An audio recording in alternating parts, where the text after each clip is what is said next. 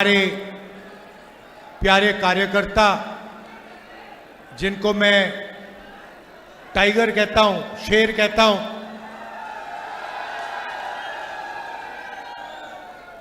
सुनाई नहीं दिया भाई।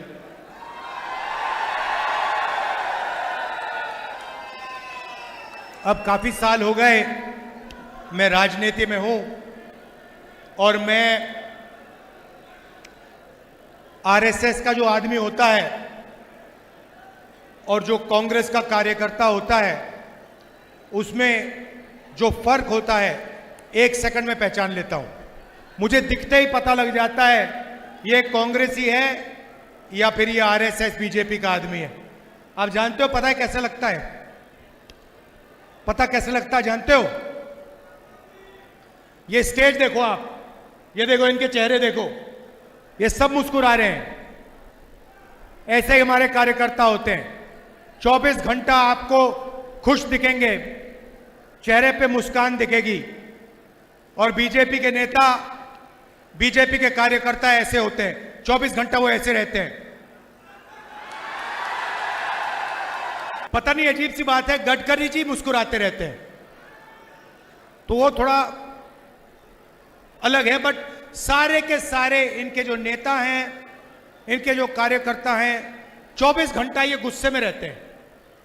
और हमारे जो टाइगर हैं 24 घंटा मुस्कुराते रहते हैं। भाई और बहनों, लड़ाई इसकी है। ये संविधान जो है ये अंबेडकर जी की देन है, महात्मा गांधी जी की देन है और इसी के लिए कांग्रेस पार्टी लड़ी थी। कांग्रेस के हजारों कार्यकर्ता इसके लिए मरे हैं और आज यही सवाल है। सवाल यह है, बीजेपी इसको खत्म करना चाहता है। जो भी वो करते हैं इसको कमजोर करने के लिए करते हैं, चाहे वो अदानी की मदद हो, अग्निवीर योजना हो, जो भी इनका काम है ये इसको कमजोर करने का काम करते हैं। और जो भी हम करते हैं, चाहे कॉन्स्टिट्यूशन की रक्षा, चाहे मनरेगा हो, भोजन का अधिकार हो, किसानों का कर्ज माफ हो, जो भी हम करते हैं हम इसकी रक्षा करने के लिए करते हैं। यह फर्क है। वो चाहते हैं कि अंबेडकर जी की मूर्ति रह जाए, अंबेडकर जी की मूर्ति के सामने वो हाथ जोड़ते हैं, मगर फिर 24 घंटे जो अंबेडकर जी का सपना था उसको नष्ट करने में, खत्म करने में लगा देते। लड़ाई इसी बात की है।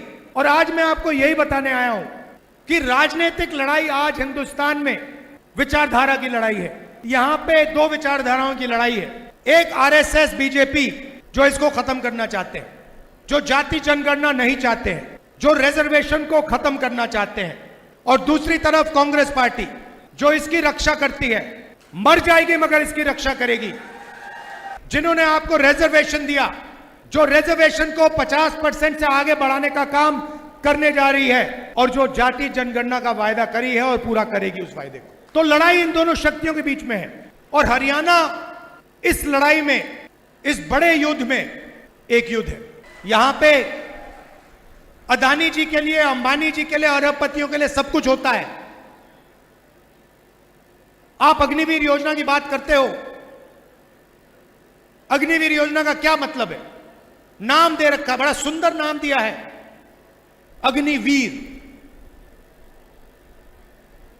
इस योजना का एक ही लक्ष्य है कि जो पहले हिंदुस्तान के जवानों के जेब में पैसा जाता था, पेंशन का पैसा जाता था, कैंटीन का पैसा जाता था, जब वो शहीद होते थे उनको जो कॉम्पेंसेशन मिलती थी, अग्निवीर उस पैसे को छीनने का तरीका है। नाम दिया, बड़ा सुंदर नाम दिया है, मोदी जी ने सोच के दिया है। देशभक्ति की भावना है, उससे खिलवाड़ करने का यह नाम है। उसको अग्निवीर योजना नहीं देना चाहिए नाम, उसका सच्चा नाम है अदानी योजना।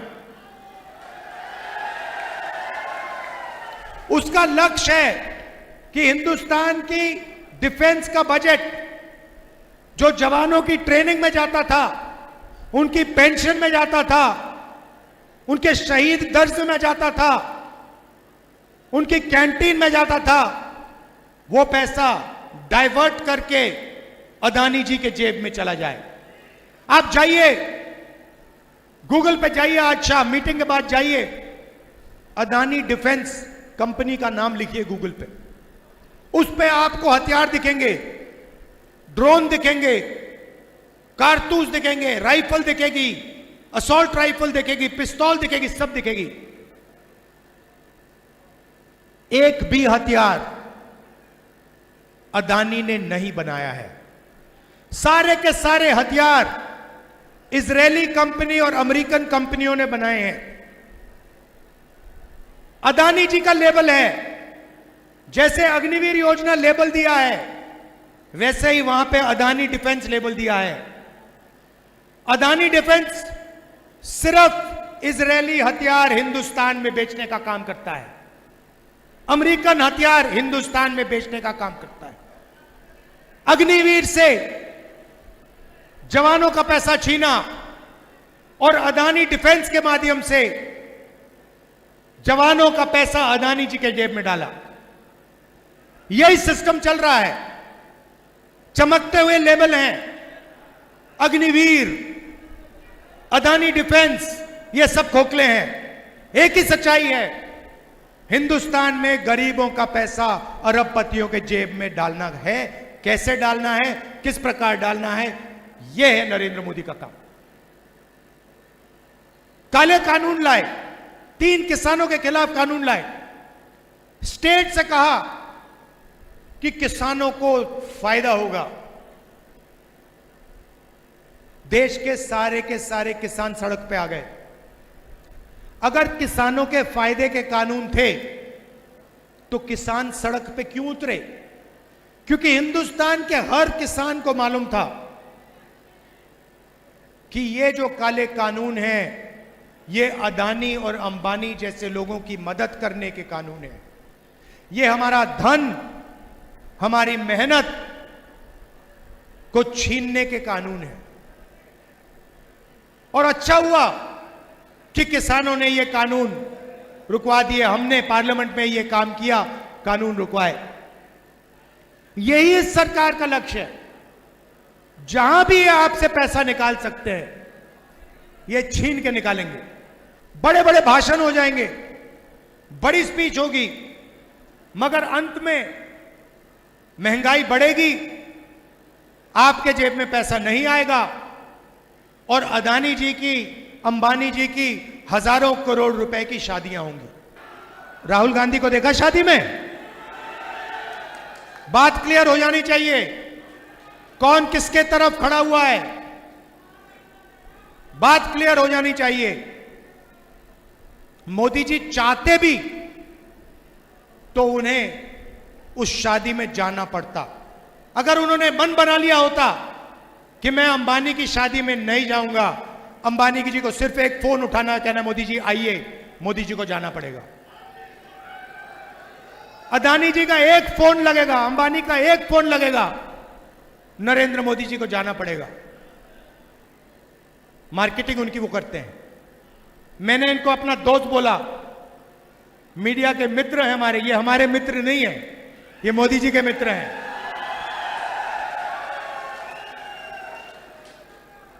मुद्रा पोर्ट में 3000 किलो हेरोइन पकड़ा जाता है।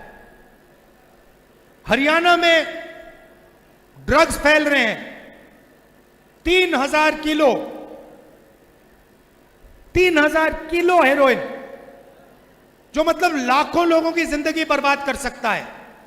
3000 किलो हेरोइन मुद्रा पोर्ट में पकड़ा जाता है। अदानी पोर्ट में मोदी जी ने कोई कार्रवाई की? कोई पकड़ा गया? कोई जेल गया? मोदी जी ने कहा कि मैं पता लगाऊंगा किसके ड्रग्स हैं, कैसे पकड़े गए, मैं पकड़ूंगा, बोला? एक शब्द नहीं बोला। क्यों? क्यों नहीं?